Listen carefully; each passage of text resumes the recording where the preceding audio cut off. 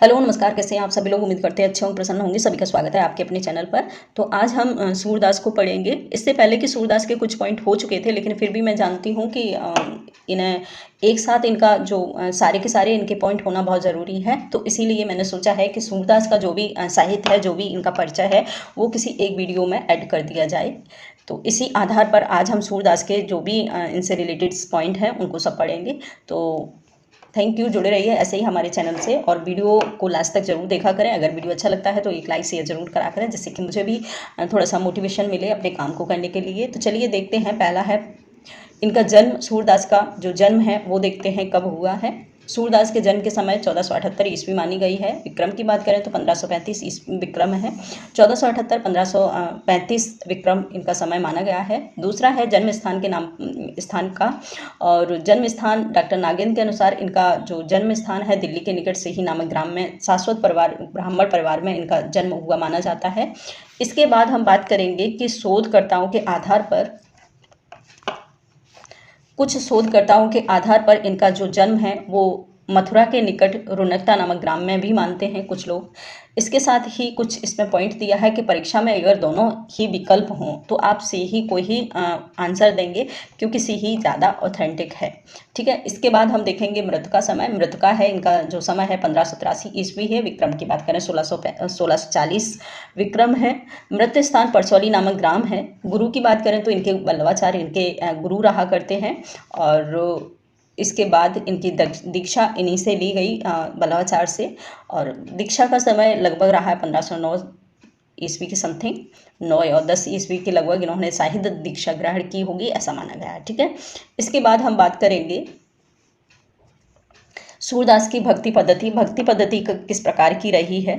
तो ये आरंभ में दास और विनय भाव से अपनी रचनाएं लिखा करते थे, लेकिन वल्लभाचार्य की आज्ञा पर इन्होंने शाक्य, वात्सल और माधुर्य भाव पद्धति को अपनाया है। पहले ये दास्य भाव में अपने लिखा करते थे, अपनी भगवान कृष्ण के प्रति दास्य भाव रखते थे, विनय भाव रखते थे। लेकिन कुछ जब वल्लभाचार्य के कहने पर इन्होंने अपने जो लेखन परंपरा थी उसको चेंज किया, और उसमें इन्होंने दास की जगह पर शाक्य भाव, वात्सल और माधुर्य भाव में अपनी रचनाओं को लिखना जरूरी समझा, लिखा, और उससे ये बहुत ही प्रसिद्ध हुए। इसके बाद है भाषा। भाषा इनकी ब्रज भाषा में, इनकी सारी की सारी रचनाएं ब्रज भाषा में लिखी गई हैं। पहली रचना मानते हैं इनकी सूरसागर। सूरसागर बहुत ही प्रसिद्ध रचना मानी गई है सूरदास की। देखते हैं, यह एक सर्वश्रेष्ठ कृति मानी गई है। दूसरा है कि इसका जो मुख्य उपजीवी आधार स्रोत है भगवत श्रीमद् भागवत पुराण के 10वें स्कंद का 46 और 47वां अध्याय माना जाता है। ऐसा माना जाता है कि जो सूरसागर लिखा गया है वो भागवत पुराण के 10वें स्कंद का 46 और 47वां भाग है, और उसी का अनुवादित रूप इनकी जो रचना है जिसका नाम है सूरसागर। ठीक है। इसके बाद है इसका सर्वप्रथम प्रकाशन नागरिक प्रचारणी सभा द्वारा करवाया गया है। ये इन्होंने बताया है कि इसका जो प्रकाशन है नागरिक प्रचारणी सभा से हुआ है।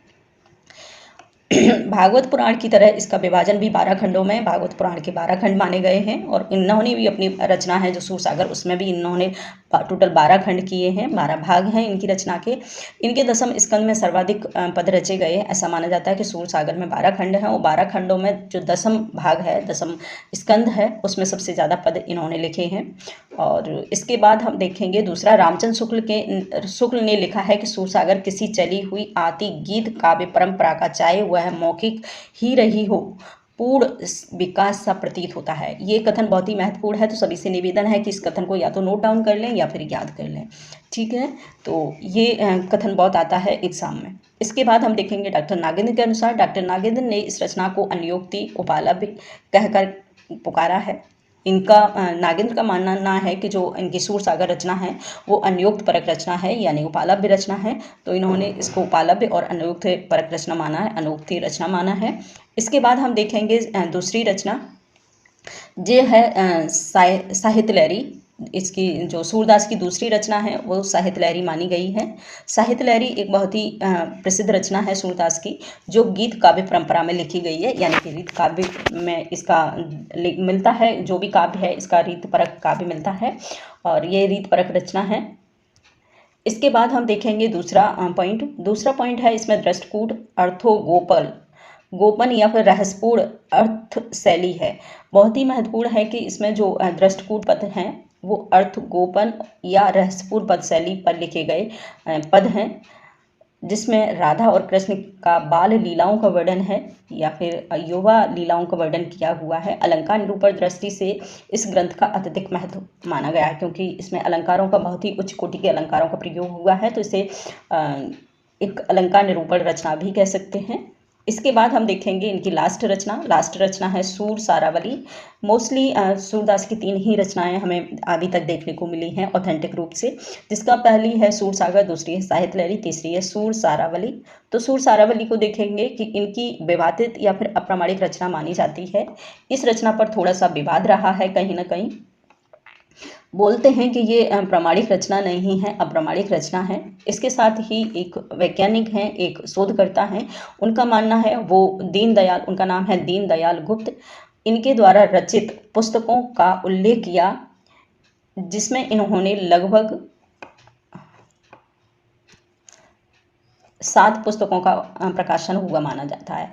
इन्होंने जो शोध किया है दीनदयाल गुप्त ने, उनका मानना है कि सूरदास की कहीं ना कहीं 7 रचनाएं उल्लेखित हैं, 7 रचनाएं मिली हैं, जिसमें है सूर सागर, साहित्य लहरी, सुरावली, सूर पचीसा, सूर रामायण और सूर साठी और राधा रस केली। ये प्रमुख 7 रचनाएं इनके मान्य दीनदयाल गुप्त मानते हैं। इसके बाद हम देखेंगे इनसे रिलेटेड कुछ महत्वपूर्ण तथ्य हैं जो आप लिख सकते हैं महत्वपूर्ण तथ्य डालकर। सूरदास के महत्वपूर्ण तथ्य डालकर आप पॉइंट वाइज कर सकते हैं। पहला जो पॉइंट है वो है सूरदास को खंजन नहन या फिर भावाधिपति, वात्सल्य रस सम्राट, जीवनोत्सव का कवि, पुष्टि मार्ग का जहाज आदि नामों से, आदि विशेषणों से पुकारा गया है। बहुत सारे नाम हैं सूरदास के जो ऊपर हमने लिखे हैं। खंजन नहन इनकी एक बहुत ही महत्व प्रसिद्ध रचना है, जीवनी है, जिसे खंजन नहन के नाम से अमृतलाल नागर ने लिखा है। इसके बाद है आचार्य रामचंद्र शुक्ल क्या मानते हैं। आचार्य रामचंद्र शुक्ल ने इनको वात्सल सम्राट, जीवनोत्सव का कवि कहा है। याद रखिए इन पॉइंटों को, ये बहुत ही महत्वपूर्ण पॉइंट हैं, तो इनको बिल्कुल मत छोड़िएगा, इन पॉइंटों को बिल्कुल नहीं छोड़ना है। जीवनोत्सव और वात्सल सम्राट बोला है आचार्य रामचंद्र शुक्ल ने वल्लभाचार्य को। इसके बाद हम देखेंगे दूसरा पॉइंट है कि पुष्टि मार्ग का जहाँ जात है सो जाको कछु लेना हो सो ले, ये कहा है विट्ठलनाथ ने। ये पॉइंट हमारा एक छूट गया था ऊपर नंबर 3 का, इसे और देखेंगे। स्वामी विट्ठलनाथ ने इनको मृत्यु के समय इनको पुष्टि मार्ग का जहाज कहकर पुकारा है। इनके मृत्यु के समय एक युक्ति दी है, एक कथन कहा है जो आप पढ़ सकते हैं या फिर नोट डाउन कर सकते हैं। कथन है पुष्टि मार्ग को जहाँ जात है सो जाको कछु लेन हो सो ले, ये कथन है विट्ठलनाथ का। इसके बाद है नेक्स्ट दूसरा पॉइंट है हिंदी साहित्य जगत में भ्रमर गीत परंपरा का समावेश सूरदास द्वारा ही किया हुआ माना जाता है। दूसरा है सूरोच्छट और जगत सर्वम, सूरोच्छटम और जगत सर्वम अर्थात आचार्य रामचंद्र शुक्ल के अनुसार इनके सर्ववर्ती कवि सूरदास की जूठन का ही प्रयोग करते हैं, क्योंकि साहित्य जगत में ऐसा कोई शब्द विषय नहीं है जो इनके काव्य से प्रयुक्त नहीं हो। इनका मानना है कि जो भी कवि सूरदास के बाद हुए हैं, ये महत्वपूर्ण कथन है आचार्य जी का, आचार्य रामचंद्र शुक्ल का। उनका कहना है कि जो भी सूरदास के बाद कवि जितने भी हुए हैं वो उन सब की रचनाएं सूरदास की साहित्य का जूठन सा माना हुआ लगता है, जूठन सा लगता है, क्योंकि ऐसा इनका कोई पॉइंट नहीं है जो आज के कवि लिख रहे हैं वो उन्होंने पहले नहीं लिखा हो। इसके बाद इसका नेक्स्ट दूसरा पॉइंट देखेंगे, पॉइंट नंबर है 7। आचार्य रामचंद्र शुक्ल ने सूरदास की भक्ति पद्धति का मेरुदंड पुष्टि मार्ग कहा है। सूरदास की जो भक्ति का मेरुदंड है, जो मेन पार्ट है, वो पुष्टि मार्ग है। सूरदास जी ने भक्ति पद्धति के 11 रूपों का वर्णन किया है। ऐसा माना जाता है कि सूरदास ने कृष्ण भक्ति में अपनी जो लेखनी लिखी है उसके 11 रूपों का उल्लेख किया है कृष्ण भक्ति का, और कृष्ण भक्ति का क्या, भक्ति के 11 रूप उन्होंने बताए हैं। इसके बाद है नेक्स्ट पॉइंट नंबर है 9 पॉइंट, और इसमें है संस्कृत साहित्य में महाकवि माघ की प्रशंसा में यह श्लोक पढ़ा जाता है। ये श्लोक दिया है माघ की प्रशंसा में, वो है उपमा कालिदासस भारवे अर्थ गौरव दंडी पद लालत मागे संते त्रिगुणा। ये प्रमुख महत्वपूर्ण जो पॉइंट है इसको आप लोग नोट डाउन कर लें, याद कर लें, बहुत अच्छी बात है, बहुत बार आता है और बहुत प्रश्न बनते हैं इस 3 लाइनों से। तो सभी से निवेदन है इन 3 लाइनों को जरूर नोट डाउन करेंगे। इसके बाद हम देखेंगे नेक्स्ट दूसरा, इसी श्लोक के भाव को ग्रहण करके सूरदास की स्तुति में भी किसी हिंदी कवि ने यह लिखा है। इसके बाद ये तो कहा है कि माघ कवि की प्रशंसा करते हुए ये लिखा गया है। इसके बाद जो हिंदी में इसी की तरह कहा है किसी ने, वो है कि उत्तम पद कवि गंग के, कविता को बलबीर, केशव अर्थ गंभीर को, सूर 3 गुण धीर। ये कहा गया है सूरदास के लिए जो हिंदी में है। ये तो जो संस्कृत कवि हैं माघ, उनके लिए उनकी प्रशंसा में कहा गया है। वैसे ही सेम इसकी नकल करते हुए सूरदास की प्रशंसा में ये पद कहा गया है। उत्तम पद कवि गंग हैं, गंग के, कविता को बलबीर, केशव अर्थ गंभीर को, सूर 3 गुण धीर। इस प्रकार से सूरदास की प्रशंसा की है, जिन्हें 3 गुणों से निपुण माना गया है। इसके बाद हम देखेंगे नेक्स्ट दूसरा पॉइंट नंबर है 10। हिंदी साहित्य जगत में सूरदास सूर्य के समान, तुलसीदास चंद्रमा के समान, केशव तारे के समान तथा अन्य कवि जो हैं जुगनू खगोत के समान यहाँ वहाँ प्रकाश फैलाए हुए माने जाते हैं। महत्वपूर्ण ये प्रमुख लाइन है। इन लाइनों को सभी से निवेदन है, लाइन बहुत महत्वपूर्ण है क्योंकि लाइन बहुत आती हैं एग्जाम में, और ये लाइन याद रखिएगा। सूर सूर तुलसीस से उडयन केशव दास, और कभी उद्धोन सब हैं जहाँ तहाँ करत प्रकाश। इस प्रकार से इन्होंने इस रचना को माना है। और रचना के विषय में कहा है कि जो सूरदास है वो एक सूरज के समान है, तुलसी है केशव के समान है, और केशव जो हैं वो तारे के समान प्रतीत होते हैं।